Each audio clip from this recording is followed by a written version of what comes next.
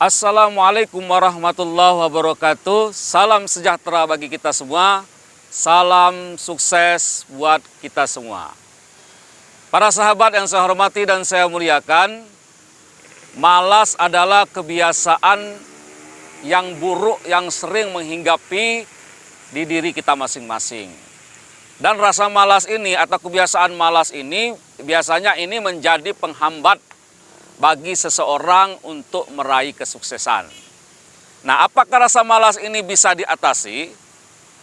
Pada video kali ini saya ingin menyampaikan bagaimana cara mengatasi atau menghilangkan rasa malas.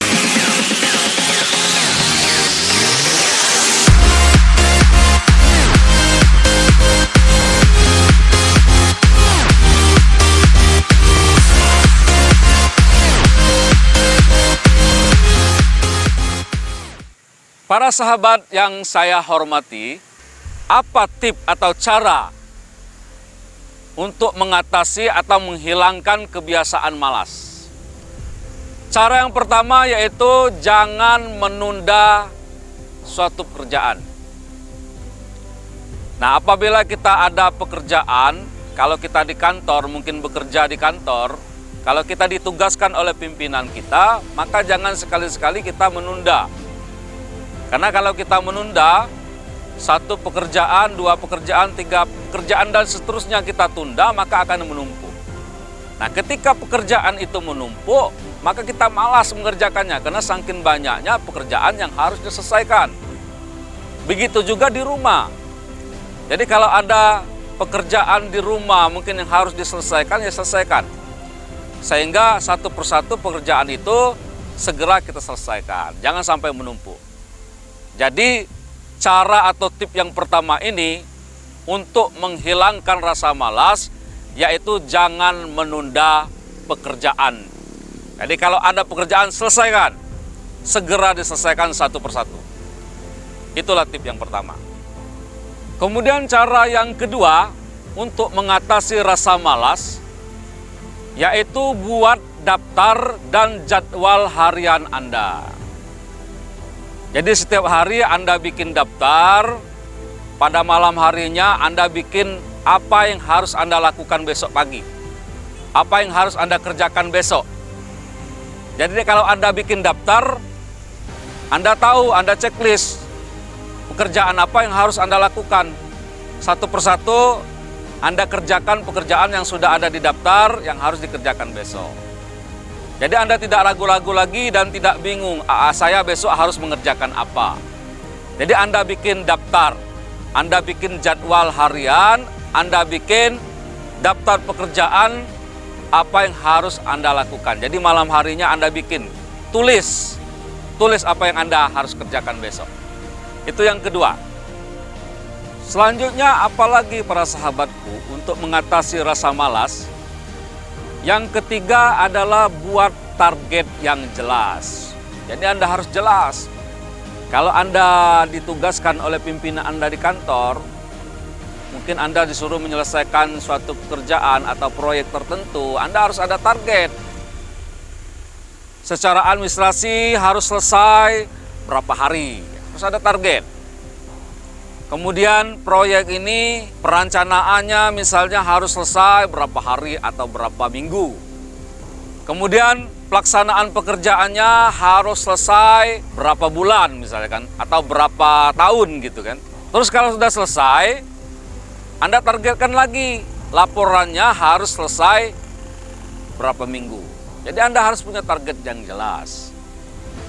Kemudian kalau Anda di rumah misalnya kan, di rumah Anda masing-masing atau untuk memenuhi kebutuhan Anda masing-masing, Anda harus punya target yang jelas. Ya. Anda harus punya target yang jelas. Saya bekerja ini untuk apa? Misalnya pokoknya bulan ini saya harus nyicil rumah atau beli rumah. Harus jelas targetnya. Jadi Anda bekerja semangat, tidak malas. Saya bulan ini harus beli motor misalnya. Perlu tanggal, bulan, tahunnya disebut. Tanggal sekian, bulan sekian, tahun sekian saya menargetkan bisa beli motor misalnya. Kemudian tahun berikutnya, tahun berapa misalnya kan, tahun berapa, bulan berapa, tanggal berapa, bulan berapa, tahun berapa, saya punya target harus beli mobil misalnya kan. Tanggal berapa, bulan berapa, tahun berapa, saya menargetkan saya, istri, keluarga harus umroh. Jadi Anda harus ada target. Jadi kalau Anda punya target, Anda semangat untuk bekerja. Tapi kalau Anda tidak punya target, Anda akan malas-malasan. Karena Anda tidak punya tujuan, Anda bekerja itu sebenarnya untuk apa. Jadi yang ketiga ini, Anda harus bikin target yang jelas. Goal yang jelas. Ya, harus jelas apa target Anda. Jadi kalau Anda punya target yang jelas, Anda akan bersemangat untuk bekerja. Jika Anda seorang pelajar misalnya, sebagai pelajar harus mempunyai target yang jelas. Jadi Anda bersekolah itu apa targetnya? Karena kadang-kala kebanyakan orang, terutama anak SMA ke bawah itu, dia pokoknya bersekolah. Yang penting sudah menunaikan kewajiban, sudah menunaikan kemauan orang tuanya. Tapi dia tidak ada target. Dari hari ke hari tidak ada perkembangannya, seperti itulah. Semua pelajaran yang diajari, semua mata pelajaran yang diajarkan di sekolah itu tidak ada satupun yang didapatkan. Bahkan mungkin keterampilan-keterampilan yang diajarkan oleh para guru tidak ada satupun yang dikuasai. Maka Anda sebagai pelajar harus punya target yang jelas. Anda bersekolah itu untuk apa? Misalnya pada semester ini saya harus menargetkan juara 3 besar misalnya. Semester depan saya harus menargetkan juara 2 besar. Ke depan saya harus menargetkan saya harus juara 1 misalnya, atau juara umum. Maka Anda punya target. Kalau Anda punya target belajar, maka Anda akan bersemangat untuk belajar. Maka Anda akan berupaya dengan semaksimal mungkin untuk belajar dengan giat. Jadi kalau Anda punya target, Anda menargetkan masuk ke perguruan tinggi yang favorit, masuk perguruan tinggi yang bagus, yang berkualitas, atau masuk perguruan tinggi ikatan dinas. Nah, untuk masuk perguruan tinggi yang berkualitas, yang bagus, yang standarnya sudah tinggi, terutama perguruan tinggi ikatan dinas, itu harus nilainya besar. Jadi persyaratan awal saja harus masuk. Secara administrasi nilai harus besar. Rata-rata harus 8 misalnya. Maka Anda harus punya target. Jadi kalau Anda punya target ke depannya harus seperti apa, harus menjadi apa, maka Anda akan serius dan giat belajar. Anda akan berupaya semaksimal mungkin belajar dengan baik. Tapi kalau Anda tidak punya target, pokoknya ya sudahlah, yang penting belajar. Yang penting saya bersekolah, tidak bolos. Nah, jadi Anda tidak ada target. Ya, Anda akan malas belajar. Anda akan malas buka buku. Anda akan malas baca buku. Malas mengikuti pelajaran. Jadi Anda harus punya target. Apa target Anda sebagai pelajar? Anda sekolah itu target Anda apa? Oleh karena itu, supaya mengatasi rasa malas, untuk mengatasi rasa malas, maka kita harus punya target yang jelas. Selanjutnya, apalagi para sahabatku, untuk mengatasi rasa malas, yang keempat adalah hindari tempat tidur atau sofa. Nah, ini ada semacam sugesti.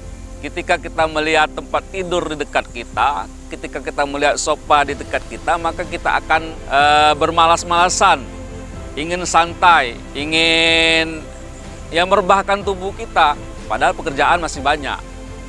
Ya, jadi Anda kalau punya pekerjaan yang menumpuk, baik di rumah maupun di kantor, biasanya di kantor ada sofa kan, ada kursi. Ya. Kalau di rumah ada tempat tidur. Maka Anda hindari, jangan dekati tempat tidur dan sofa. Ketika Anda melihat, ketika Anda dekat tempat tidur atau sofa, maka Anda akan mendekati dan Anda akan bermalas-malasan, Anda akan istirahat padahal pekerjaan Anda masih banyak. Maka Anda hindari. Itu cara yang keempat.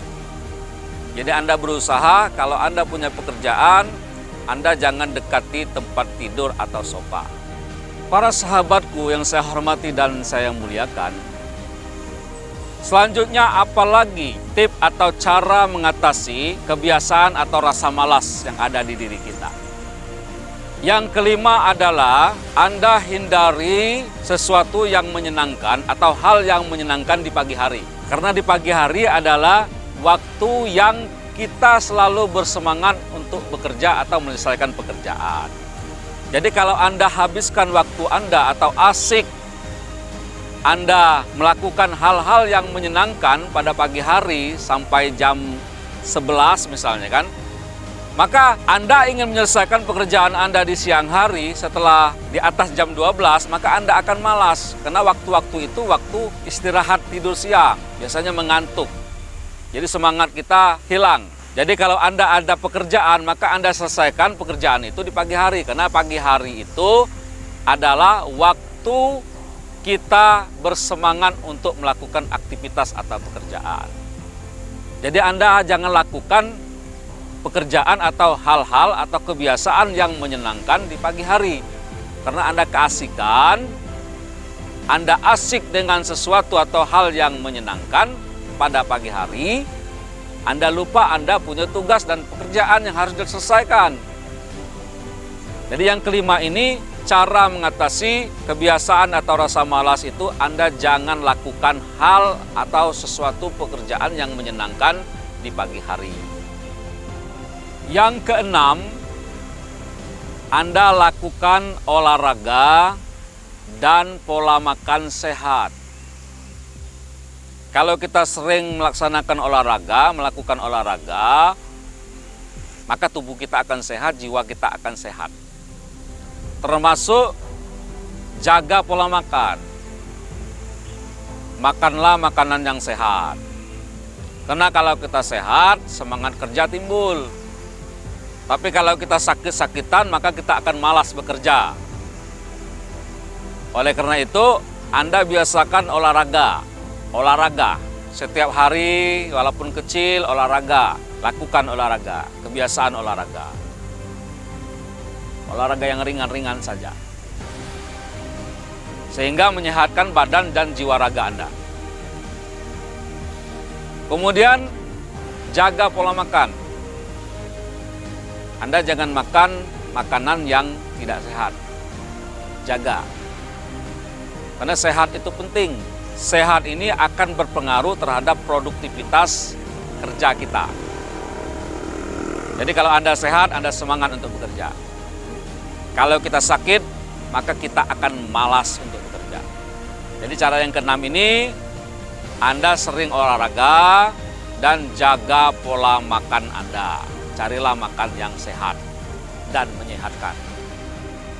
Selanjutnya apalagi para sahabatku, cara mengatasi rasa atau kebiasaan malas kita. Nah, yang ketujuh ini, Anda berikan semacam reward and punishment kepada diri Anda sendiri. Apa itu reward and punishment? Anda berikan penghargaan kepada diri Anda. Anda tanamkan kepada diri Anda. Kalau Anda tidak bekerja, kalau Anda malas-malasan, maka Anda tidak akan jadi orang sukses. Kalau Anda malas bekerja, Anda malas-malasan, Anda tidak jadi orang sukses, Anda tidak punya penghasilan, siapa yang membiayai hidup Anda? Siapa yang membiayai keluarga Anda kalau Anda sudah berkeluarga? Siapa yang peduli dengan Anda? Tidak ada. Jadi Anda tanamkan itu. Itu namanya punishment. Jadi Anda tanamkan kepada diri Anda, kalau Anda tidak bekerja, kalau Anda malas bekerja, maka Anda tidak akan jadi orang sukses. Tidak ada yang peduli dengan Anda. Siapa yang mau kasih makan keluarga Anda? Tidak ada. Tapi kalau Anda semangat bekerja, kalau Anda tidak malas, maka Anda bisa jadi orang sukses. Kalau Anda jadi orang sukses, maka Anda bisa membiayai diri Anda dan keluarga Anda. Kemudian reward. Kalau Anda semangat bekerja, kalau Anda tidak malas, maka Anda jadi orang sukses. Maka tanamkan pada diri Anda. Nah, kita sering lupa, sering santai, sering asik dengan aktivitas kita yang tidak mengarah kepada kesuksesan, melakukan hal-hal yang tidak mengarah kepada kesuksesan kita. Bermalas-malasan,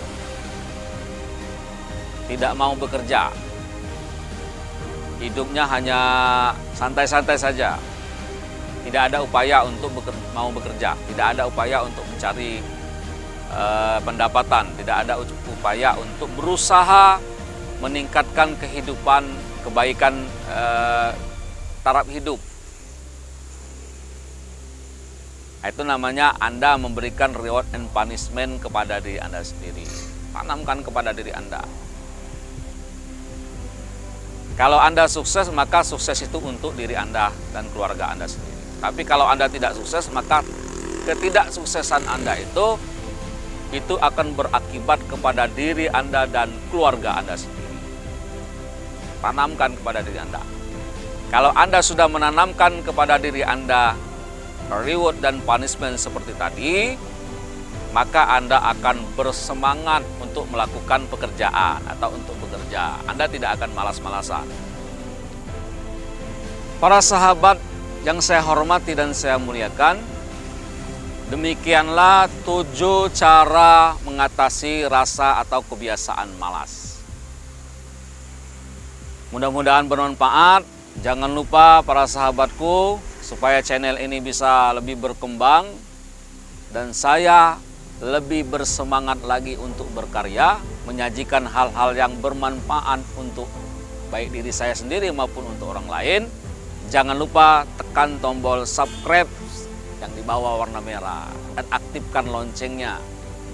Like, komen, bagikan video ini supaya video ini akan memberikan manfaat kepada banyak orang. Terima kasih para sahabatku. Semoga video ini bermanfaat bagi kita semua.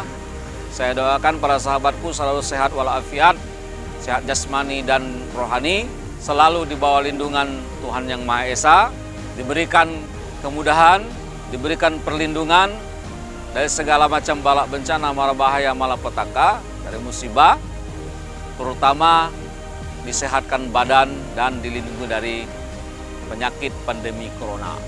Sukses selalu buat kita semua. Terima kasih telah menonton video ini. Lebih dan kurang saya mohon maaf, kepada Allah saya mohon ampun. Wassalamualaikum warahmatullahi wabarakatuh.